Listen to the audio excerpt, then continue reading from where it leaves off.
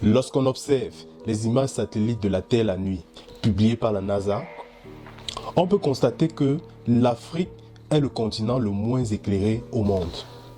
Comment expliquer cette situation quand on sait que l'Afrique dispose des plus grandes réserves de sources d'énergie au monde? Que ce soit des ressources nucléaires telles que l'uranium du Niger ou encore des ressources fossiles telles que le pétrole du golfe de Guinée. Sans oublier le gaz naturel de l'Algérie. Ou encore la géothermie qui est de plus en plus utilisée dans les pays de l'Afrique de l'Est tels que le Kenya. Figure-toi qu'en plus de tout ça, les énergies renouvelables ne sont pas en reste.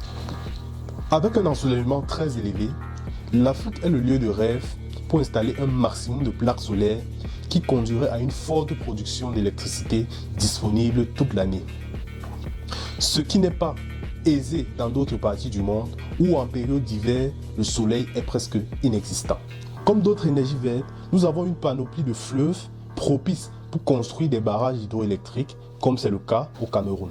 Avec une multitude de vents qui parcourent le continent à grande vitesse, surtout dans les zones côtières, les énergies éoliennes sont aussi à prendre en compte. Tu conviens avec moi qu'avec toutes ces richesses, l'Afrique se trouve actuellement dans un véritable paradoxe. Mais cela n'est pas une fatalité.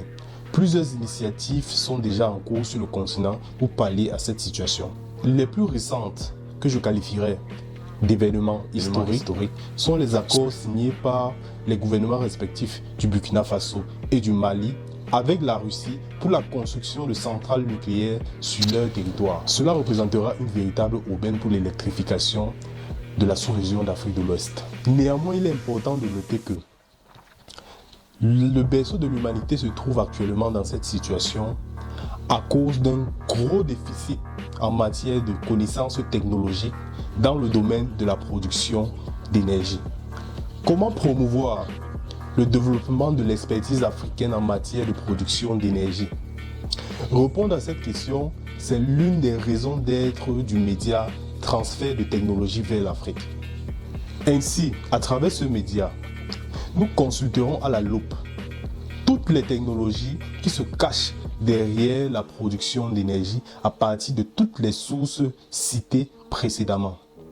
Comme l'a si bien dit l'un des présidents en exercice les plus anciens au monde, les jeunes doivent éviter d'être des followers passifs. Je répète, les jeunes doivent éviter d'être des followers passifs. Alors, abonne-toi et partage cette vidéo afin d'éviter de te faire passer pour un follower passif.